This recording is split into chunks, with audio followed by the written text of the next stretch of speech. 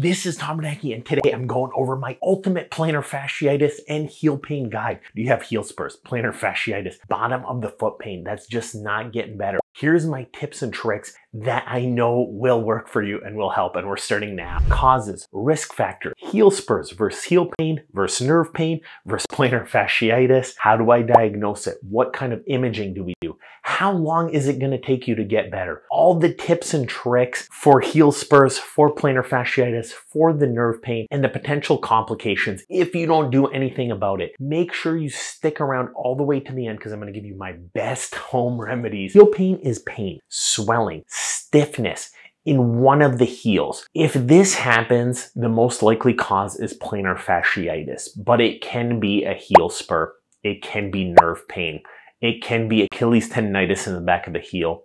You could have a calcaneal heel spur. So the actual bone can have a stress fracture. You could have broke it. You could have just bruised it up really bad. There's some skin issues. So I've seen people with corns, warts. If you have any of these problems, check my links below, especially if it's nerve pain that's radiating, numb at night too. That's something more than just plantar fasciitis. I have guides on all this stuff, how to diagnose it, how to treat it. This is a horrible disease. It's said that over 40% of people in the world are going to have this, and they're going to have it for at least 3 months at a time. I'll tell you, 99.9% of the time, people do not need surgery. I'm telling you, this stuff works because I have so many people coming in every day, and this stuff just works. I'm going to go over some of the surgical techniques. If you have pain on the back of your Achilles tendon, if you have pain radiating at nighttime, this could be Achilles tendonitis. It could be a compressed Baxter's nerve. It could be peripheral neuropathy. Sometimes if one leg's shorter than the other, or you have knee arthritis, or your foot's turning in, or your knee's turning out, or if you have severe hip problems, this is a more upstream biomechanical problem. These are important to take care of, not just your plantar fasciitis if you have them. How long does it take to get rid of plantar fasciitis? Here's what I always tell my patients.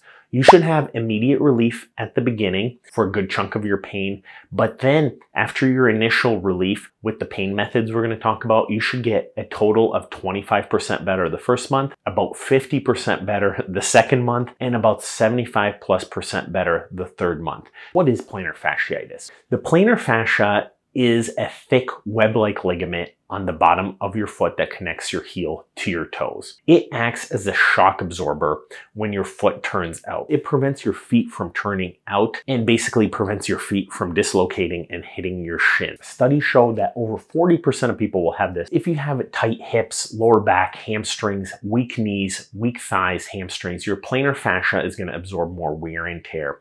If you weigh more, this leads to microscopic tearing in the plantar fascia. If this gets worse, it could lead to bone damage as it inserts, then it could lead to rupture and immobility. That if more than 6 months go by, it changes from plantar fasciitis, where you're actually inflamed and tearing, and to plantar fasciosis. So fasciosis is actually the death of the plantar fascia. So it actually gets thicker, more swollen. When I evaluate people, I actually use an ultrasound to check the thickness of the plantar fascia. Normally it should be about 4 millimeters from top to bottom, and there shouldn't be a heel spur. But as people have this for months or years, it gets so thick where it's maybe now 2 to 3 times thicker.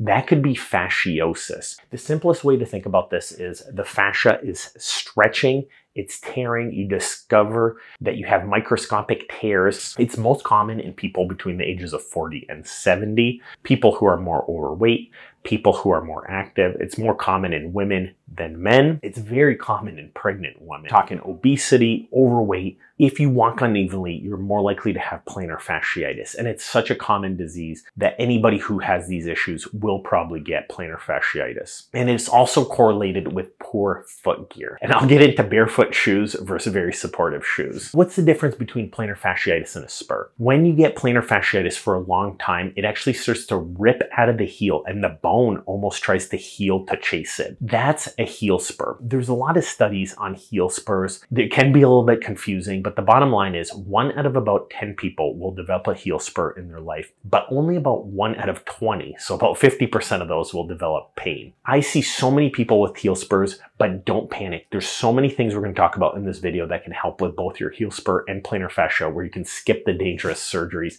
How do doctors diagnose plantar fasciitis? Well, the first thing is I check loading up your big toe joint and checking how tight the plantar fascia is. That's called the windlass mechanism. You can feel the plantar fasciitis with your thumb. Almost always at this case, it will be sore. If it is not sore, there's a good chance it's not plantar fasciitis. It could be a nerve issue. It could be a heel stress fracture. It could be the heel spur. It could just be bruising. Sometimes people step on things that could be the problem. It's almost something in there. It could be fat pad loss. So we can get an x-ray. An x-ray will show us if there's heel spur or arthritis somewhere else. And with imaging, we use an x-ray. So what I'm looking for on the x-ray, you can't see the plantar fascia, but you can see, is there a heel spur at the bottom? Is there an Achilles tendon heel spur in the back of the heel? The good news is I'm gonna go over my treatment. So a 5-stage guide that works for 99.9% of people. But let me talk about the surgery so that you understand what it's actually doing. A tight calf muscle makes your foot turn out and puts more pressure onto your plantar fascia. So one surgery that's proposed is the gastrocnemius recession. So lengthening the calf muscle lets your foot move through the ankle easier and puts less pressure on the plantar fascia. The gastrocnemius recession will definitely, but this is extreme. It's going to take you so long to heal, and it's just like rupturing your Achilles tendon. You're going to lose strength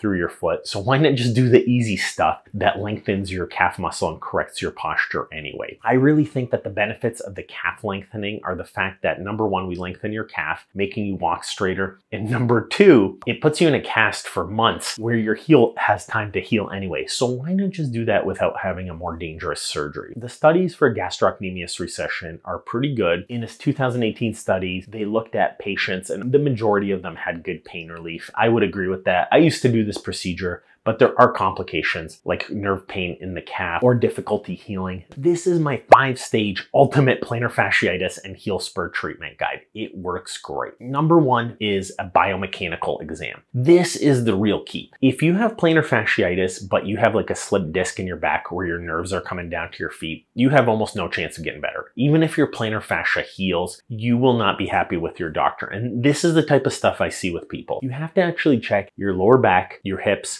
your knees, your feet, and your plantar fascia. That doesn't mean you can't get your plantar fascia better, but these are reasons that you have to target. It's gonna help with shoe gear, it's gonna help with insoles, it's gonna help with all your decision making. If you have really tight lower back and hamstring, which most people with plantar fasciitis do, and you don't try and get those more loose and healed and feeling better, you have absolutely no chance of your pain not coming back. Even if you go in a boot for 3 months, you'll feel better for a little bit, but as you start walking with your tight back and hips, your foot's gonna start getting sore again. That's the problem. But if someone's punching you in the shoulder 10 times a day, nothing else matters. And that's where the biomechanical exam and the pain relief come in. Proper biomechanical exam will help with all decision making. Check your hip strength, your knee, hamstring, calf, foot strength. This is what I always start with. We do a physical exam, make sure there's no broken bones, joints, no dislocations, no severe problems that will prevent us from getting better. Then number two, you want to do pain relief. So these are kind of your injections, your pain relief modalities. Number three is you want to support the foot to prevent it from twisting out and re-rupturing. Number four is your rehabilitation strengthening. And number five is get that muscle strength going. You have to strength train. For the biomechanical exam, if you're injured plantar fascia, is consider modalities like icing. Icing works really well, 15 to 20 minutes at a time, 3 to 4 times per day. Your inflammation and soreness will come down. Now it's less inflamed, but you still have those microscopic tears. You potentially still have that spur. What you also want to do is prevent it from getting re-damaged. That's kind of where cushion on the bottom of your heel, gel pads can help at the beginning. And I have a lot of my favorites linked down below. A good thing to try is anti-inflammatories. That's your ibuprofens, your Motrins, your Advils. I always recommend take 400 milligrams every 4 hours or 600 milligrams every 6 hours or 800 milligrams every 8 hours. Never do this for more than a week or two. It starts putting your kidney at risk. So medications aren't the answer. Naproxen's one of these as well. Tylenol can help too, but you don't want to use Tylenol long term. You could even use Tylenol and ibuprofen together. Steroid injections can work really well.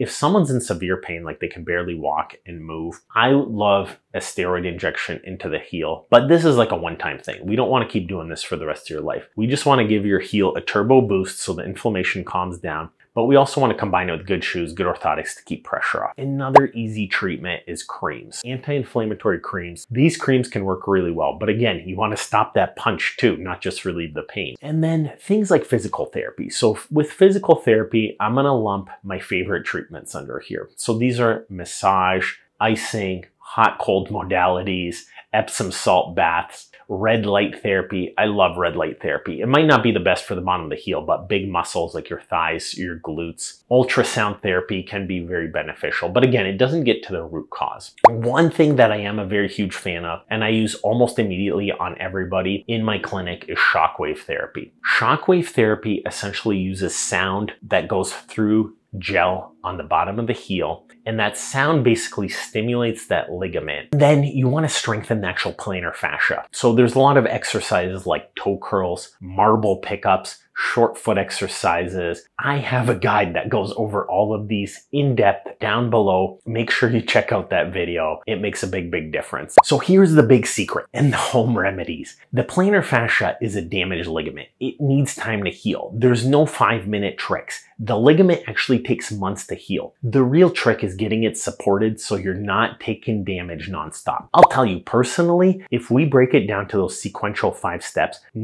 almost none, I can't even think of one in years that has needed surgery, just about always gets better. It's not expensive. It's not dangerous for most people, relatively. You know, shoes and insoles cost a lot, but we're not talking like getting a $5,000 product or a $10,000 surgery. This stuff just works. I'm telling you, I see so many patients with heel pain. It works well. If that didn't help you, check out my favorite home remedies where I go over stuff like, do essential oils work? Do creams work? Do injections work? What about lavender? Does all that stuff work? The answer is yes, a lot of it can work, and we're going to do our countdown. Even CBD oil. The CBD oil, there's actually great studies. All that stuff works well. Check out that guide on my top 10 home remedies for heel pain that relieve pain. Check that out. Hey, guess what? We have a phenomenal book. I believe this is the premier book on chronic nerve pain and peripheral neuropathy pain on the planet. I've put years of work seeing tens of thousands of peripheral neuropathy patients,